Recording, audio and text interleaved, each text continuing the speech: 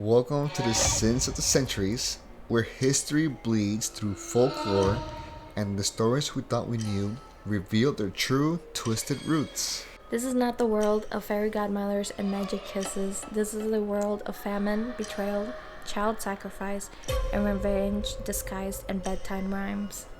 And today we begin with the name that haunts every enchanted tale, the Brothers Grimm. Archivists, storytellers, and silent gatekeepers of some of the darkest legends ever written down.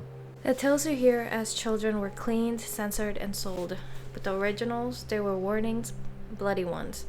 This hour, we're pulling back the curtain to show you exactly what Disney didn't want you to see. So, Cool. What do you know about the Brothers Grimm? Or Grimm Brothers? Absolutely nothing. Really, nothing. Nothing. Because I thought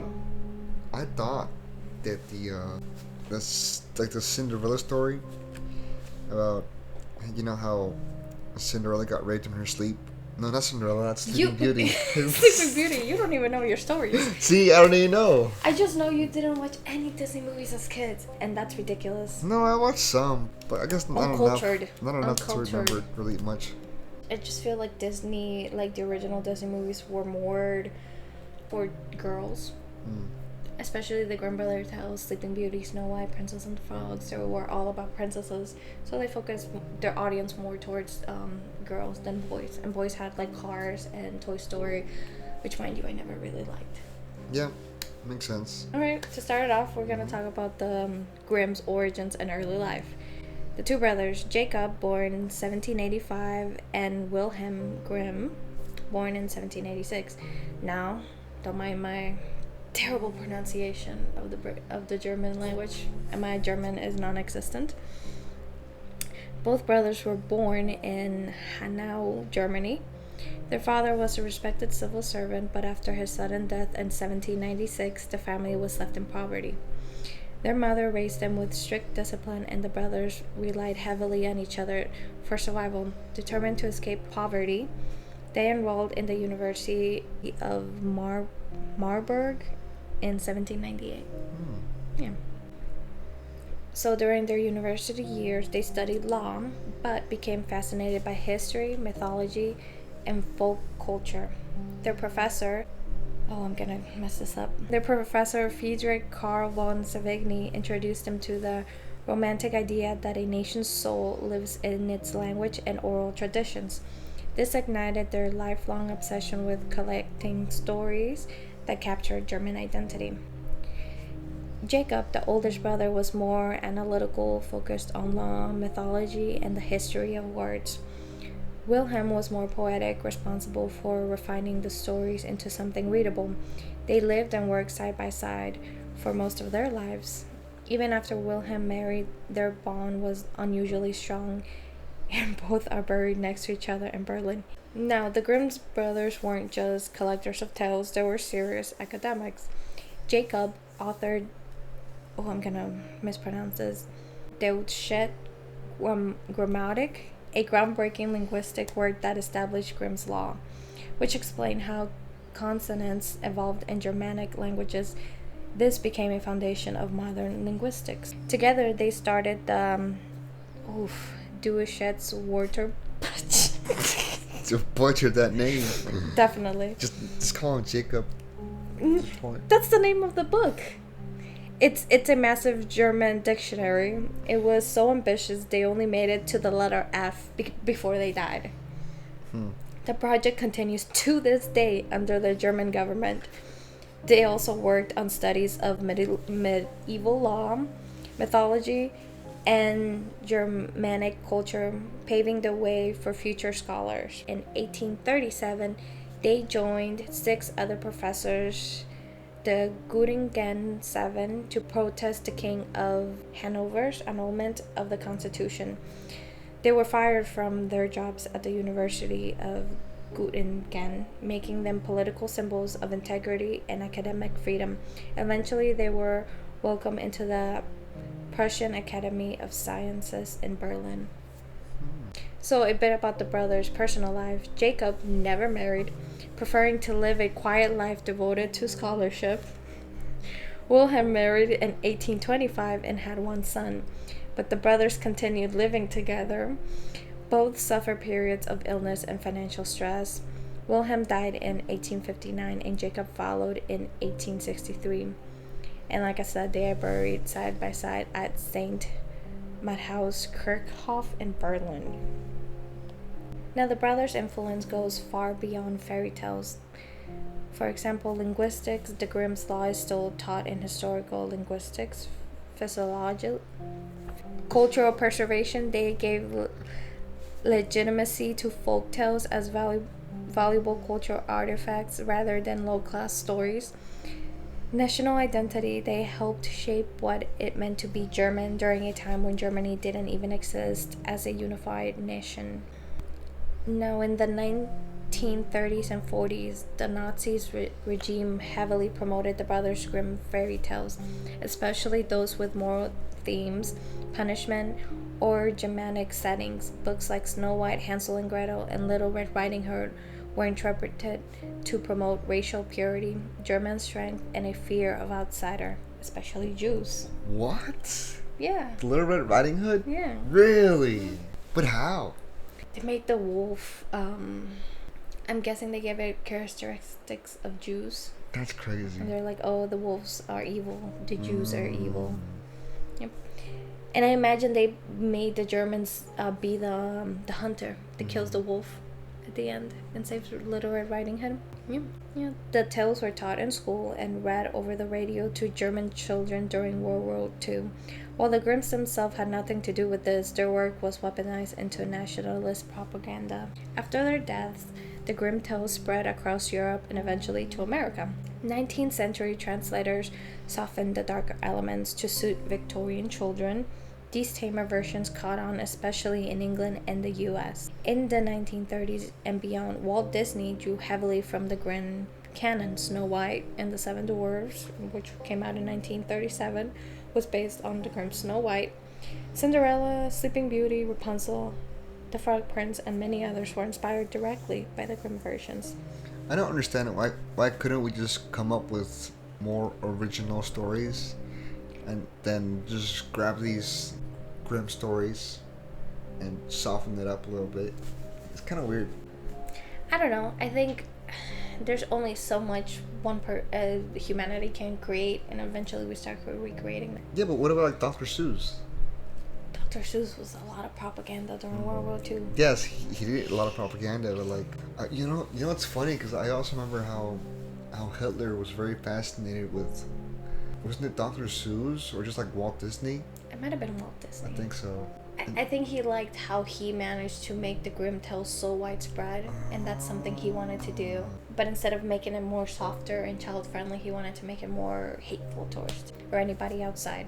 I still think it's funny that his idea of purity was a tall, blonde, blue-eyed, and he wasn't tall, blonde, or blue-eyed. Okay, Disney removed the blood, death, and hard lessons, replacing them with magic, romance, and happily ever afters.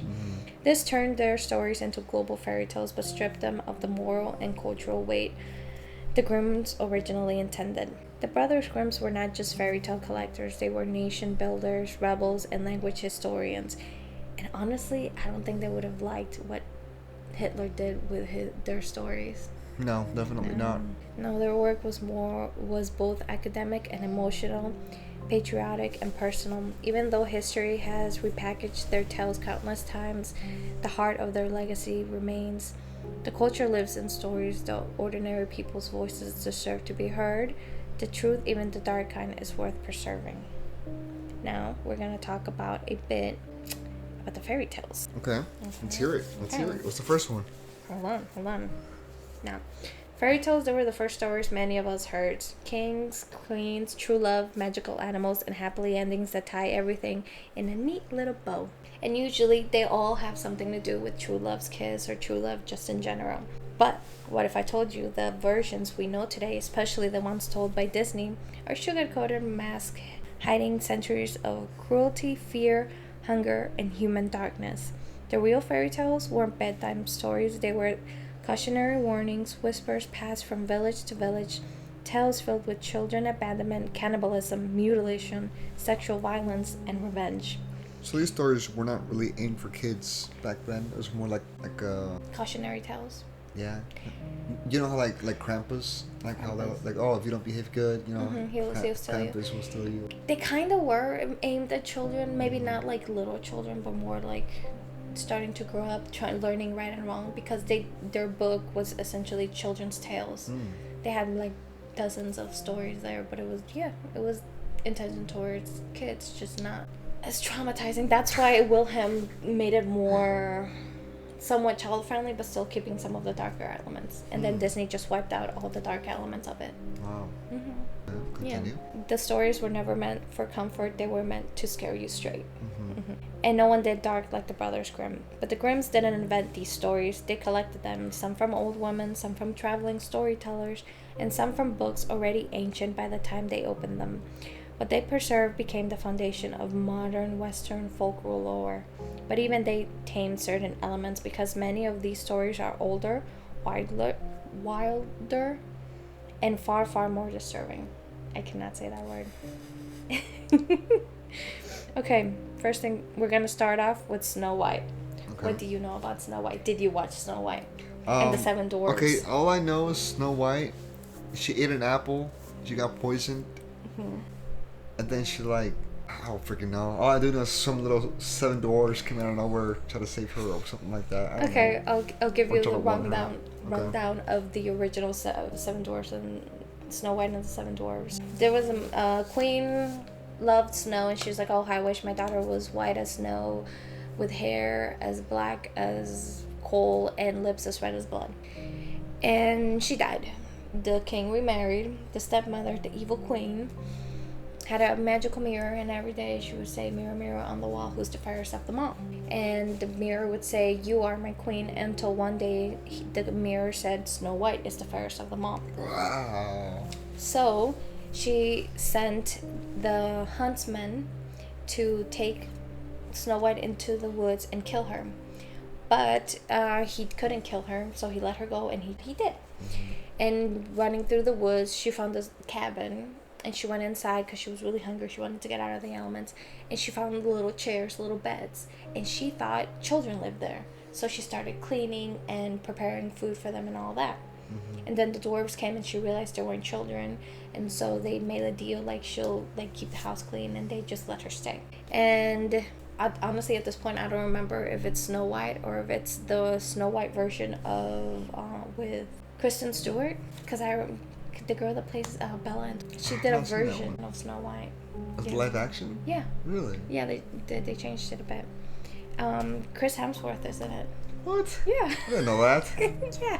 And recently another live version came out of Snow White with... I know that one. Yeah. The new one. Yeah. It got so much hate. It was fine. I'm just tired of them remaking old movies. Yeah. Come up with something new. Make something newer. Yeah. She goes again to the mirror, the evil queen, mirror, mirror on the wall, who's the first in the wall. And the mirror says, Snow White is still fairest. She realizes the huntsman lied. Yeah. So she finds out where the Snow White is. She pretends to be an old woman selling apples. And she sells an apple. It's a poison apple. Snow White eats it. She dies. And the dwarves come back from work because they would go to the mines every morning. They find her. And they build a glass coffin. And they put her in the woods. And eventually the prince comes, sees her, kisses her. And she wakes up. What? And they live happily ever after. So it's not really a poison. It's more like a curse, no? Mm-hmm. Interesting. Mm-hmm. Now, in the Brothers Grimm version, the 1812, Snow White is just 7 years old when her beauty begins to threaten the queen. Yeah, 7. And in some versions, the earlier versions, it wasn't the stepmom. There was no stepmom. It was the mother. And usually in the versions where it says stepmom, the original, most times than not, was the mom. Her own mom. The own mom, yeah, her own mom. They changed it to make, I don't know why they made it the stepmother. Maybe they didn't want to give mothers such a bad rep, but then they just give stepmothers bad rep. Yeah, then they give stepmothers bad rep. Her stepmother, a master of the skies and dark magic, consults her mirror daily, demanding affirmation that she is still the fairest.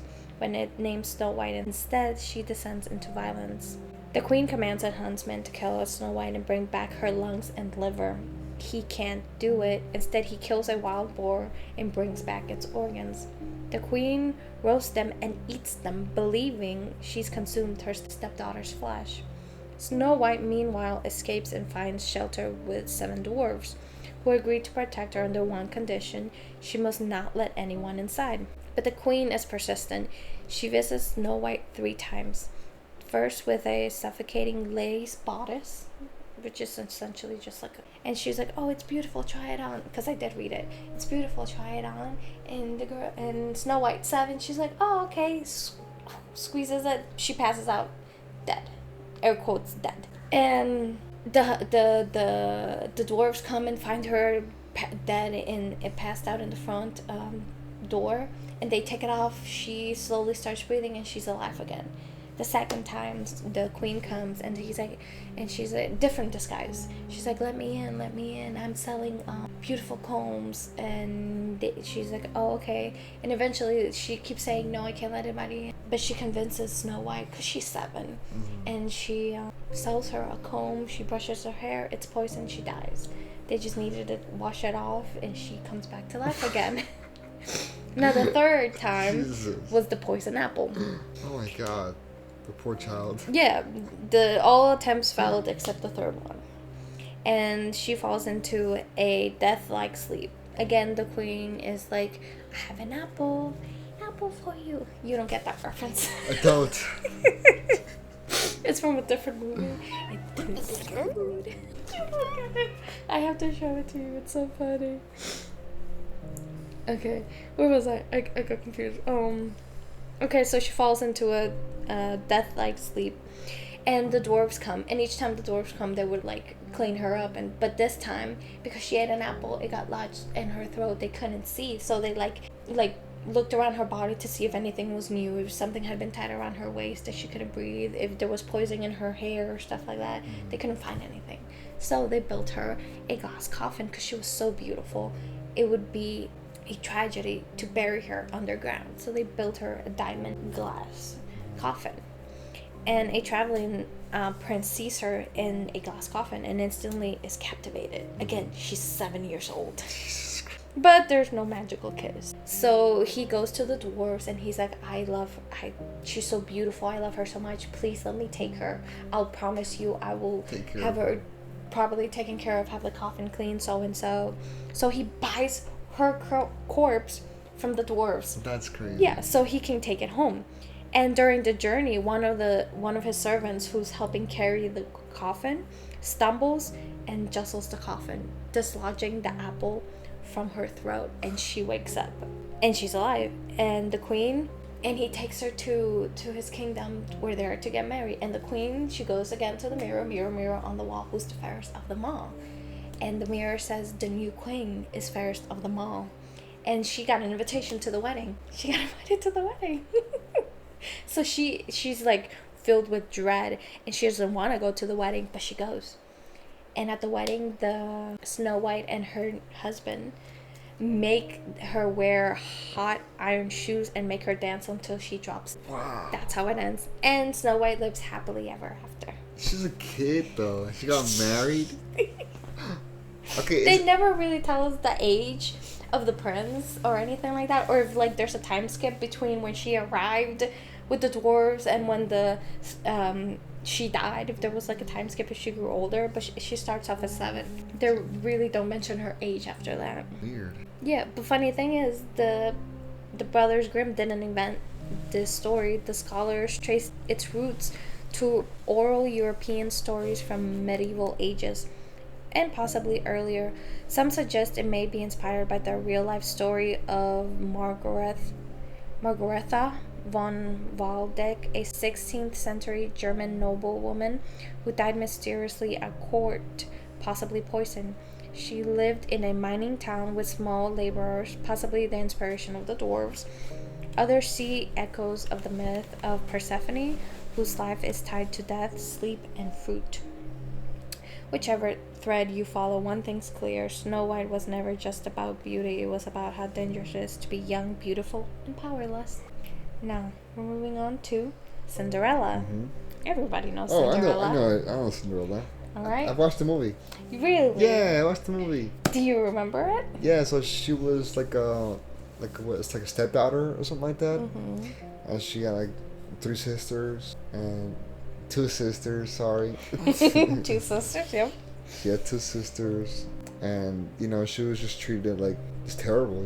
She wasn't treated well. Mm-hmm. She was treated like she wasn't a part of the family. Yep. And they made her clean and just do like the house chores, stuff like that. Mm-hmm. Now there are kind of different versions of Cinderella. Each country has like their own version, and the most well version is Cinderella's father remarried, and her stepmother had 2 children, 2 daughters. And ironically, in the Disney movie, the daughters are meant to be the ugly stepsisters. That's what they're called, the ugly stepsisters. Yep. And she they treat her name is actually not Cinderella.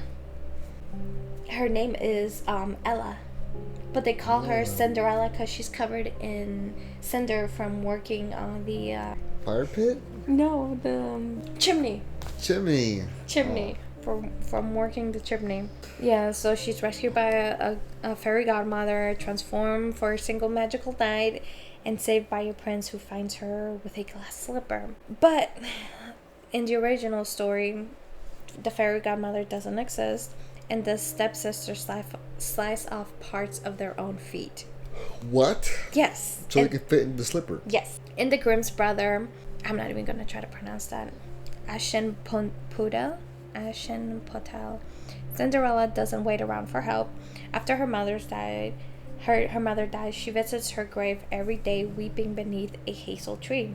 Her tears nourish it. The tree grows, and magical birds nest in its branches. When the king announces a festival lasting 3 nights, Cinderella asks the tree for help 3 times, and the birds drop a beautiful gown and a golden slipper into her lap. There is no coach, no pumpkin, no glass shoes.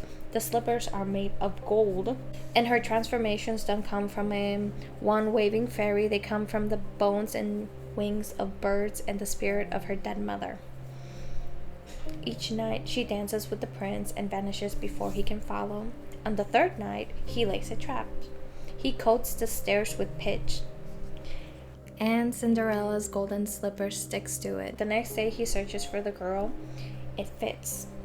Her stepsisters are determined to fool him. One cuts off her toes to squeeze in, the other hacks off part of her heel, and both times the prince is fooled. Until birds from the hazel tree sing a warning, there's blood in the shoe. The prince realizes the truth and finds the real Cinderella. After her wedding, the stepsisters stand beside her trying to curry favor, but the birds who helped Cinderella exact her justice, they peck out the sisters' eyes, leaving them blind. This isn't a story about being rescued. It's about the dead watching over the living, and patience, grief, and revenge. And yet Cinderella is one of the most ancient fairy tales on record. Long before the Grimms, a version was written in 9th century China. China? Yep. It was written in China? Mm-hmm. I'm going to try to pronounce it. I'm pretty sure I'm going to mess it up. It's called Yi Zhan, where magical fish helps a mistreated girl attend a festival with golden shoes. What? And even earlier in the 7th century BCE Egypt, the story of Rhodopis tells of a Greek slave whose sandal is carried off by an eagle and dropped into the pharaoh's lap. He searches for the owner and makes her his queen. Whether in Egypt, China, or Germany, Cinderella is always about transformation, but in the oldest versions, the change doesn't come from a man, it comes from suffering and the ability to survive. Now, something that I realized that they changed was they made the stepsisters the ugly stepsister. But in the original, the Grimm's brother version called the stepsisters fair looking and lovely. Yeah, so I guess they wanted to I don't know why they made them the ugly stepsisters when that's not what they're called. I guess they just wanted them to give a reason to be jealous of Cinderella. But I would like to hear more about the Egyptian version of it. Like if there was like a full tale of it, where the bird dropped the slip her into the pharaoh's lap. I would like to see how that worked out. That would be an interesting movie. It would be. All right, now the one you said you liked, Rapunzel. Yes. Yep, we're starting with Rapunzel. Rapunzel. Let down your hair. Now you watched Tangled, right? Yep. It was so good. Oh, Eugene was my favorite character. I like the chameleon dude. The chameleon? What was his? Dave. No, his name wasn't Dave. All right. Long before Rapunzel let down her hair for a charming thief turned hero, he was very charming, in Disney's Tangled. She was a cautionary tale about temptation, isolation, and the brutal consequences of desire. In the Brothers Grimm version, a husband and wife live next to the garden of a powerful enchantress. When the wife becomes pregnant, she craves rampion, also called Rapunzel, a leafy plant growing only in the sorcerer's garden. Her cravings grow unbearable. Her husband, desperate to please her, scales the garden wall and steals the rampion, which essentially means cabbage. The enchantress catches him, but instead of killing him, she makes a cruel deal. He may keep the rampion, but in exchange, she will take their child when it's born. And she does. And the thing is that the husband scales the wall and goes into the garden twice.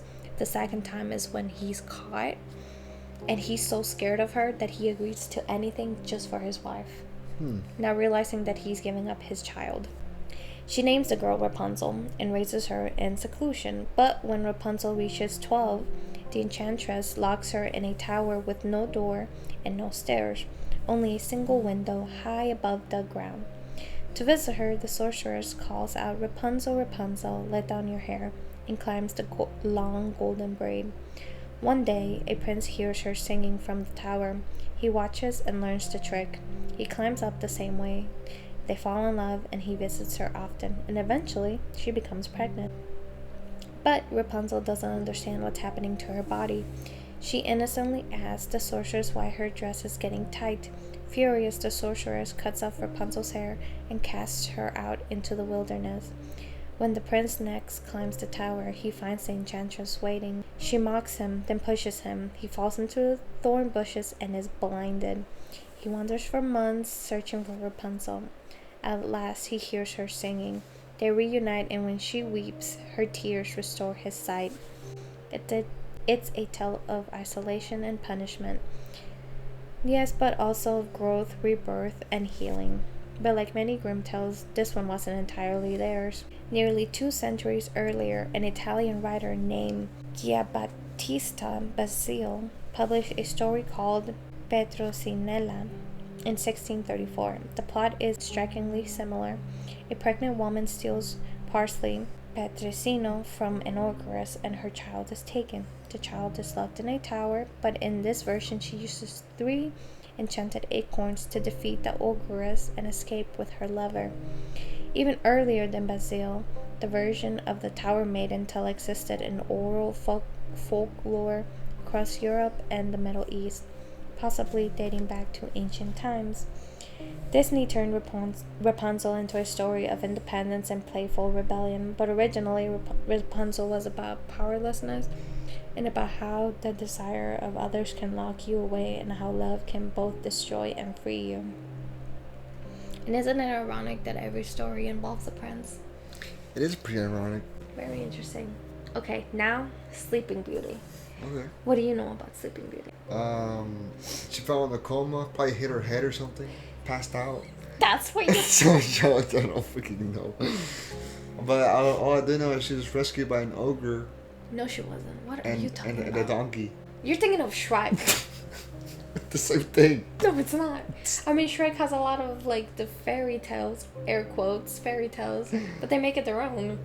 Yeah, it's funny. Yeah, but that's not... Sleeping Beauty wasn't saved by a donkey. And an ogre? No. No? That was Fiona. She's the Sleeping Beauty, though. No, she's tangled. She's up in the tower and needs to be rescued from the dragon. Then how is she tangled? She was sleeping. She wasn't sleeping. She was never sleeping. She pretended to be asleep. She pretended to be asleep. And so she would seem like a helpless damsel. Wow. How are you getting these confused? So why was her hair short? You know what? Because she didn't actually. We're gonna move on from Shrek. We're just gonna move on from Shrek. Okay. Sleeping Beauty. Sleeping Beauty is often seen as the gentlest of the fairy tales, a beautiful princess cursed to sleep for 100 years, awaiting a kiss from a noble prince. But the earliest versions of this tale are among the most disturbing in all of folklore. I cannot say that word. Let's start with the Grimm's version, titled Little Briar Rose. A king and queen finally have a daughter. At her christening, 12 wise women blessed the child with gifts, but the 13th, who was not invited. Do you know why she wasn't invited? I don't know why she wasn't invited. I don't know why I asked. I know you don't. She wasn't invited because there weren't enough plates. Oh, wow. So that's the only reason they didn't invite her. And she arrives in a rage. She curses the girl. On her 15th birthday, she will prick her finger on a spindle and die. One of the other women softens the curse. Instead of death, she will fall into a deep sleep for 100 years. The prophecy comes true. The entire castle sleeps with her. Every servant, every animal, thorns grow around the walls. Princes try to break through, but the thorns rip them apart. Only after 100 years does a prince arrive. The thorns part for him. He finds Briar Rose, kisses her, and she wakes. The whole court stirs with their century-long slumber. They marry. The end. Happily ever after. What? Mm-hmm. Simple, romantic, safe. That was so simple. Yeah, but that's the Grimm's version. But the oldest version of this tale is anything but safe. God. In 1634, Giambattista Basile Close enough. recorded a story called Sun, Moon, and Talia. In it, a nobleman's daughter named Talia pricks her finger on a spindle of flax and falls into an enchanted sleep. Her father, devastated, lays her in a palace in the woods and abandons her. One day, a king hunting nearby finds her lifeless body. He tries to wake her, but when she doesn't stir, he rapes her. And Talia remains unconscious. So is that like the original story? I'm telling you, each culture has its own version. The most well-known are the Grimm Brothers tales, but even theirs have their own origin. That's true. Now she remains unconscious, and the thing is that he keeps making the trips, and every time he passes by, he rapes her. And she eventually, of course, she falls pregnant. She gives birth to twins, names them Sun and Moon, a boy and a girl.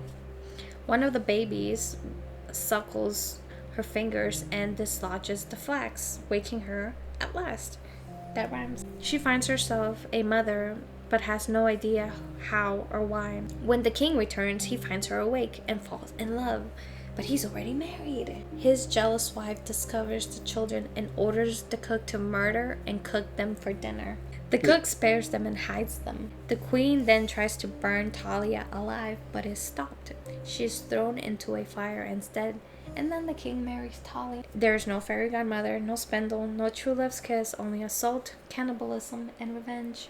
In 1697, Charles Perrault cleaned the tale up slightly in La Belle à Bois Dormant. There is a kiss instead of rape. The prince and princess have children, but his ogre mother still attempts to eat them. In the end, the ogre dies and the family survives. Sleeping Beauty has always been a story about powerlessness. In every version, the princess is silenced by magic, by death, or by sleep. And what happens to her while she cannot speak or resist varies dramatically based on the teller.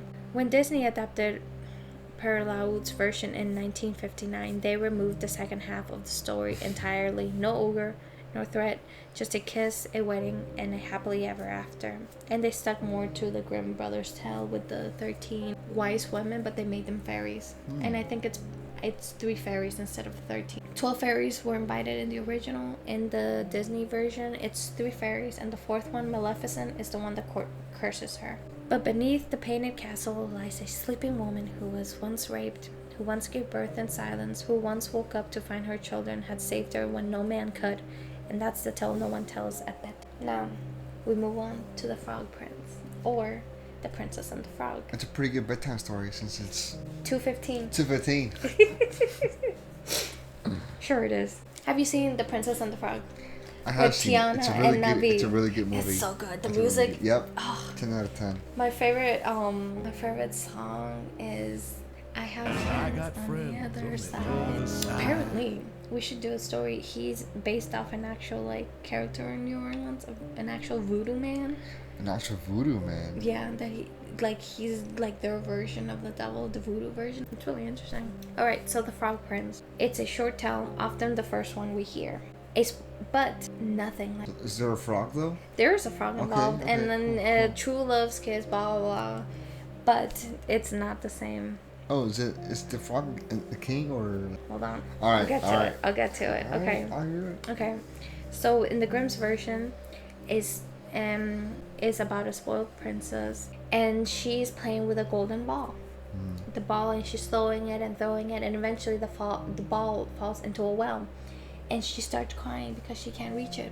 And then there's a frog, and the frog asks her, "Why are you crying? You know, you're so beautiful. Why are you crying?" And she says, "My ball is like this." "Okay, I'll give you your golden ball back if you take me with you." And she agrees. She doesn't keep her word.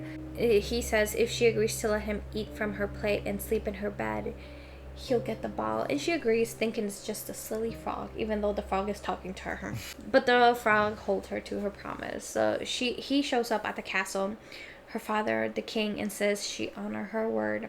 Unwillingly, she lets the frog sit beside her at dinner. She cringes as he eats from her plate. That night, he follows her to her room. Oh God. And this is where the tale diverges widely from the gentle modern version. The princess is so disgusted that she picks up the frog and throws him against the wall with all her strength. And only then, only through violence, does he transform into a handsome prince. He explains that he had been cursed by a wicked witch, and her anger, her rejection, her disgust somehow broke the spell. Not exactly romantic. Nothing like the Princess and the Frog. But the strangest character isn't the frog or the princess. It's someone named Iron Heinrich. Heinrich is the prince's loyal servant. He was so heartbroken when his master was turned into a frog that he bound his heart with 3 iron bands, afraid it might burst from grief. When the prince is restored, Heinrich rides in the carriage with him, and the iron band begin to break, not from sorrow, but from joy. Crack, one band falls off, crack, then another, crack, and finally the third. It's a detail most retellings leave out, but Heinrich's heartbreak and his hope is the emotional core of the tale. A man whose love and loyalty were so powerful he literally bound his heart to survive. There's no fairy godmother, no magic kiss, no lessons about patience or kindness, just a prince, a frog, a wall, and a servant who never gave up. But the story is actually not about them. It's about Ironheart Heinrich, or Iron Henry, which is, I guess, Heinrich is a Henry name, their version of Henry. But as for the older versions, this story is one of the few that seems to be original to the Grimms. There's no earlier written tale with this exact structure, but similar motifs exist across the world. Folklore, enchanted animals, broken promises, and love that crosses the boundaries between creature and human. In some Eastern European versions, the frog must spend years performing impossible tasks before he can shed his skin. In others, a snake bride or a toad groom must be burned alive to return to human form. But in the Grimm's version, it's quick, brutal, and perhaps a little unsettling. What are we to make of a spell broken by anger? Of a woman who is forced to accept a suitor she never wanted? Of a prince who says nothing until he's human again? It leaves us with more questions than answers, but maybe that's the point. What happened to be strong? You're being very strong right now. Okay. Hansel and Gretel. Hansel and Gretel, easy. Hold up. I watched the one with what is the actor's name? Jeremy Renner? Yeah. Renner or something like that. The live version. Yep. Okay. That one's really good. I like that movie. He ended up almost getting killed by the witch. Turns out their mom was a witch, Yep. and their sister could be a witch, a white witch at that. Yeah. Okay. If any fairy tale embodies pure survival, it's of course Hansel and Gretel, a tale of starvation, child abandonment, and a house made of candy that hides something far more sinister. The version told by the Brothers Grimm begins in a time of famine. A poor woodcutter lives with his wife and 2 children, Hansel and Gretel. Food is running out, and the stepmother, which originally was the mom, the stepmother has a simple, monstrous plan: take the children deep into the forest and leave them there. The father resists, but eventually gives in. The first night, Hansel overhears their plan and sneaks outside to gather white pebbles. As they walk into the woods, the next morning he drops them behind him. When the moon rises, the stones shine and the children follow them home. But the stepmother won't give up easily. The second time, Hansel tries to repeat the trick, but the door is locked and he can't collect stones, so he uses breadcrumbs instead. They walk deeper into the forest, and when they try to follow the trail back, the crumbs are gone, eaten by birds. This time they are truly lost.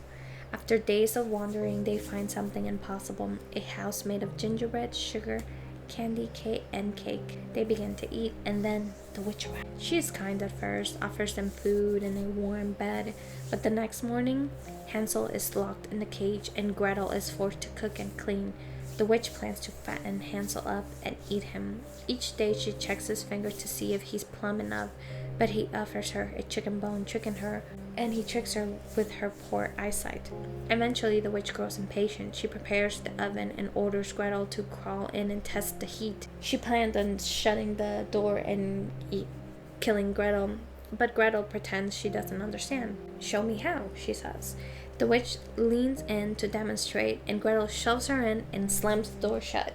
She frees Hansel. They steal the witch's treasure, find their way home, and discovered that the stepmother had mysteriously died. I heard that story before. I read that story. Pretty sure your mom had a book with different stories, and that was one of them. Really? Yep. The family is reunited. I thought it was very stupid that they used breadcrumbs. This was a kid. I know. His options were very limited, man. Yeah, but now the family was reunited, even though the father, such a wimp. They were now wealthy and presumably safe. But this is not the story of triumph. Hansel and Gretel is a story born out of real terror, and I noticed a theme for all the stories that we talked about from the Grimm's version. Essentially, is like, if you believe in God, God will show you the way. Type of thing. They always mention God at least one point. Yeah. It was collected by the Grimms in the early 1800s, but it echoes the dark reality of the Great Famine of 1350, a time when food shortages led to mass starvation across Europe. Stories of abandoned children and cannibalism were horrifying. In many earlier versions of the tale, like the French The Lost Children, the witch is replaced by a devil, and the story is even more violent. Some scholars believe it goes back to pre-Christian fertility myths, where a child sacrificed an old woman to gain the knowledge of life and death. Others see it as a deeply psychological story: children cast out by the maternal figure and forced to survive the wild, ultimately killing the one who presents hunger and destruction. And then there's the house. The gingerbread house isn't just a trap, it's bait. It promises sweetness, shelter, security, but inside. Hansel and Gretel survive, not because of magic, but because of cunning, desperation, and grit. There's no prince, no rescue, just 2 kids who are smarter and more ruthless than the monster trying to eat them. And in the end, it's not the witch who saves them, it's you. Now, in conclusion, what happened to the dog? How did these tales, stories of abandonment, cannibalism, mutilation, and death, become cheerful musicals with glittering castles and happily ever after? The answer lies in time, culture. The Brothers Grimms were not the only collectors of folklore, but they were among the most influential. When they began publishing the children's and household tales in 1812, so it's actually for children, they believed they were preserving German oral tradition, but as their audience shifted more middle class, more Christian, more conservative, they began to edit the stories, which is the stories that you read now, with involvement of God more. Speaking and believing in God's way. The early editions of Grimm tales are far more violent, sexual, and brutal. In later editions, they softened the language, erased certain references, and added more explicit moral lessons. The stories became tools of shaping behavior, warning girls to be obedient, boys to be brave, and everybody to fear the woods. And then came Disney. In 1937, Snow White and the Seven Dwarfs premiered as the first feature-length animated film. It was revolutionary, beautiful, a technical marvel, but it wasn't faithful. The dwarves became comedic relief. The queen died by cliff, not fire. Snow White was older, the coffin was glass, but the prince kissed her awake instead of jostling the corpse, and that became the past. Disney took the skeleton of the Grimm tales and wrapped them in safety. They removed the gore, the trauma, the hard lessons. The glass slipper didn't require bleeding feet. Rapunzel didn't get pregnant. Sleeping Beauty didn't give birth to twins and Hansel and Gretel, they were left out of the lineup entirely. But not every adaptation was censorship.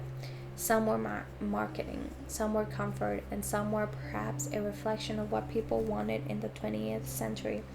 A world where good and evil were clearly defined, where justice was swift, where love conquered everything. Still, the older versions never disappeared. They lingered beneath the surface in books and whispers. In the hearts of those who knew the woods are not always friendly. Never trust the Fae. Just a side note, never trust the Fae. They will steal you. I'll never trust the Fae. And history did not ignore them. And never walk into a fairy circle. Never invite them into your house.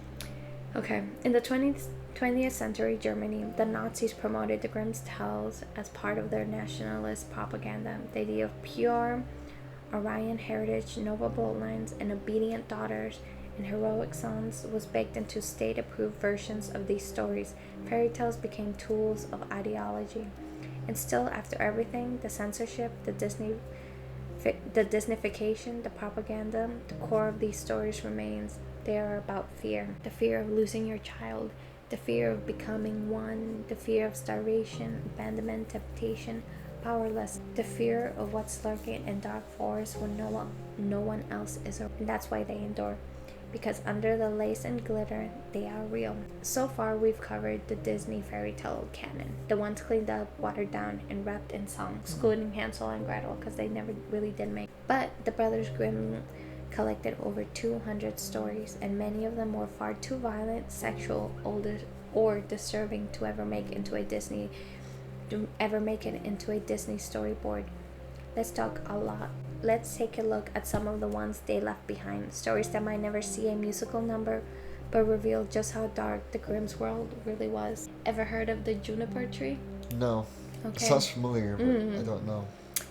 I think you might be thinking of the wishing tree, I think it is, where it's just a big tree and the kid comes every time like, hey, can I have wood for this? Hey, can I have wood for that? And it slowly cuts itself more and more until it's just a stump. Oh, yeah. I think that's the one you're thinking about. Okay. So the juniper tree is one often whispered about. Alright, keep going. Okay. Let's still record. Okay. This one is often whispered about in folklore circles as the most disturbing Grimm tale ever written. Why? Hold on.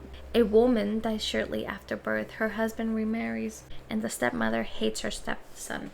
One day, she kills the boy, chops him into pieces, and cooks him into a stew, which she serves to the unsuspecting father. The boy's sister buries his bones under a juniper tree. A bird emerges, singing a magical song that tells the story of his murder. Eventually, the bird drops a millstone on the stepmother's head and crushes her to death. The boy is restored to life. And it's not a metaphor, it's literal. He is restored to life. This is a tale of child murder, cannibalism, and resurrection. And somehow, it was still told in the 19th century Germany. Of course, Germany. Weirdos. Next up, the Fisher's Bird. I've never heard of that one. A sorcerer kidnaps women and gives them a set of keys, one of which opens a room they must never enter. Of course, the curious heroine opens it. Inside, she finds a room full of dismembered female bodies, her sisters. But this time, the story doesn't end with punishment. She hides her discovery, reassembles her sisters, and burns the sorcerer alive. And then she escapes, disguised as a bird. It's part Bluebeard, part saw, and fully terrified. And there's also the girl without hands. A poor miller makes a deal with the devil. In exchange for wealth, he unknowingly offers his daughter. The devil demands her hands. When she prays and the devil can't touch her, the miller himself chops them off. She flees into the forest, armless, and eventually becomes queen. Years later, the devil tries again. Her hands grow back through divine grace. It's a tale of suffering, endurance, and spiritual purity. But the images are brutal: a father mutilating his daughter, a devil stalking her, a woman forced to eat with her stumps. The robber bridegroom. A woman is engaged to a man she doesn't love. She follows him one night to his forest home and discovers he's a cannibalistic serial killer. She watches as a girl is murdered, dismembered, and cooked. A finger with a ring lands in her lap. She escapes, returns home, and later publicly exposes him during their wedding. It's a tale of feminine intuition and a reminder that sometimes the monster is the one who wants to marry you. The Goose Girl. Kinda sounds like the Swan Prince. Have you seen them? No. No. Okay. It's a Barbie film, I believe. A princess is betrayed by her maid while traveling to meet her future husband. The maid forces her to switch places under the threat of death. The real princess becomes a humble goose girl, while the imposter marries the prince. Eventually, the truth is revealed. The punishment: the imposter is placed in a barrel lined with nails and dragged through the streets until she dies. Disney never made a musical about that. These are just a few stories that never made it to the screen. They're not stories of fantasy kingdoms or dreams coming true. They're stories of violence, justice, spiritual torment, and revenge. They weren't meant to entertain children. They were meant to prepare them for hunger, for heartbreak, for the terrifying truth that not every monster has fangs. Some wear wedding rings, some live next door, some are your own family. So next time someone tells you fairy tales are childish,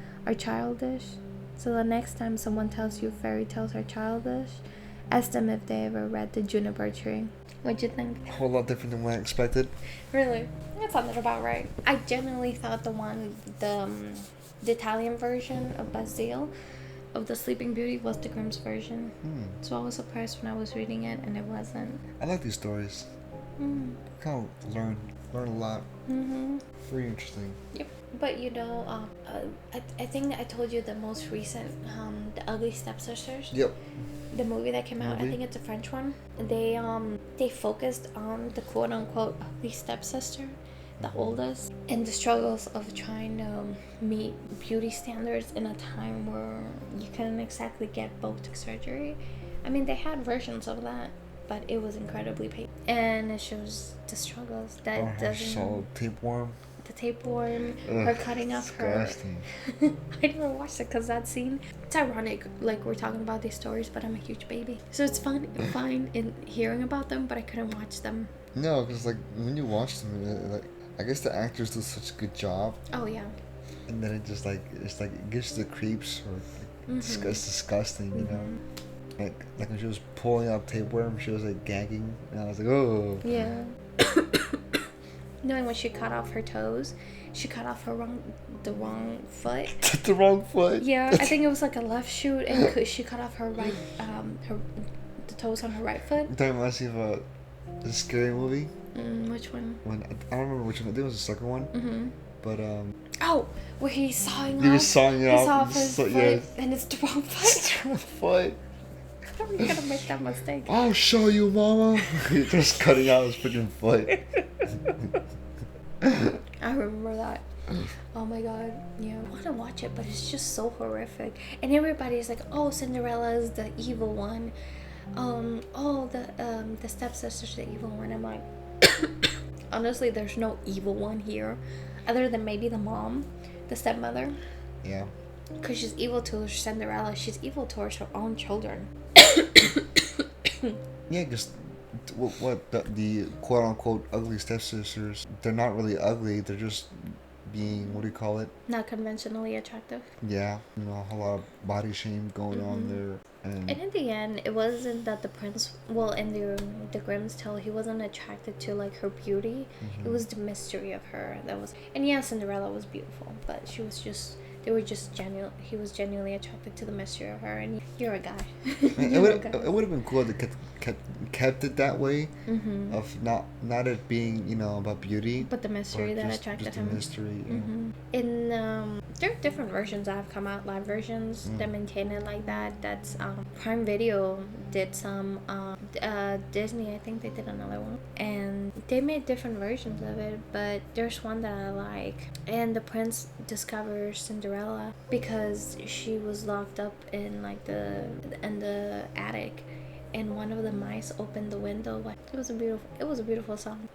And that brings us to the end of tonight's tale. If you enjoyed diving into the darker corners of history, don't forget to like, subscribe, and ring the bell so you never miss a descent into the past. This has been Sins of Centuries, where the shadows speak louder than the light. Until the next time, stay curious, stay haunted, and stay safe.